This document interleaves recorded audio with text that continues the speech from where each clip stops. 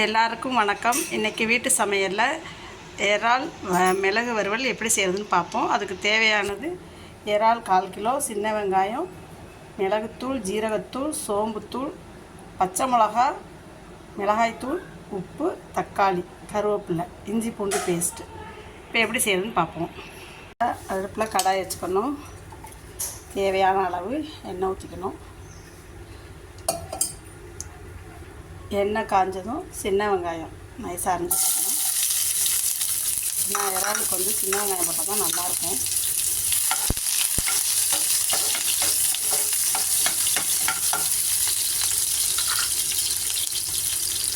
கருவேப்பிலை,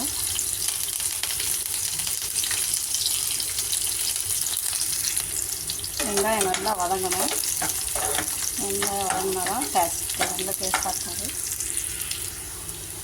வெங்காயம் நல்லா வதங்கிடுச்சு. இப்போ இஞ்சி பூண்டு பேஸ்ட் போடுறோம்.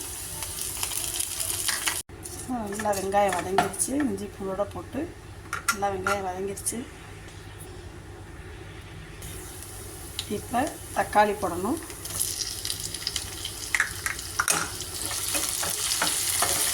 தக்காளி ஒரு சிலர் நிறையா போட மாட்டாங்க. ஆனால் ஒரே ஒரு தக்காளி தான் போட்டிருக்கேன்.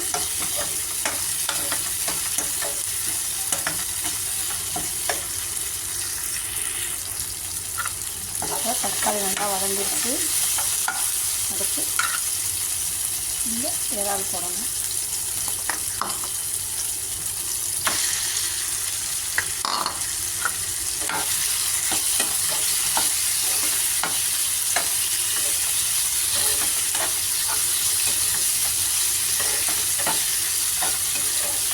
இறால் வந்து ரொம்ப வேகக்கூடாது.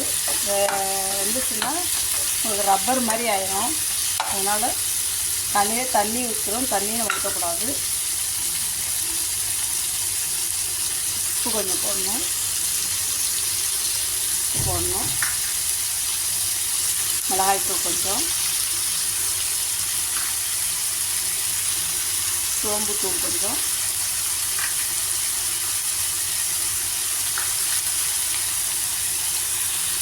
ஜீரகத்தூள்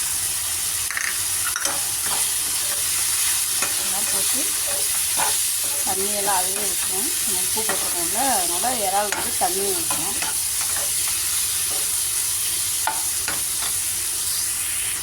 இப்போ பச்சை மிளகா அது வேணும்னா சேர்த்துக்கலாம், வேணும்னா அதுதான் அது ஆப்ஷனல் தான்.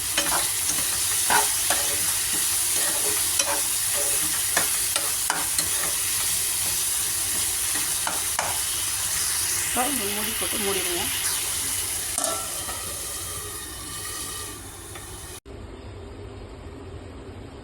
ஓப்பன் பண்ணி பார்ப்போம். பாருங்க, நல்லா தண்ணியே ஊற்றலை. ஆனால் அந்த இறால்ல இருந்து வர தண்ணி பாருங்கள் நல்லா வெந்துருச்சு. இதுக்கு மேலே அது வேகக்கூடாது. இப்போ லாஸ்ட்டு பெப்பர்,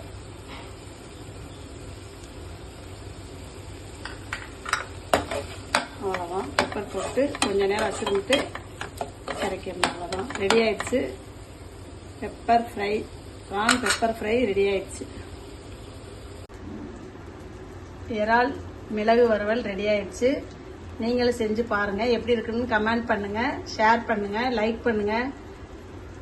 கண்டிப்பாக சப்ஸ்கிரைப் பண்ணிடுங்க. தேங்க்யூ.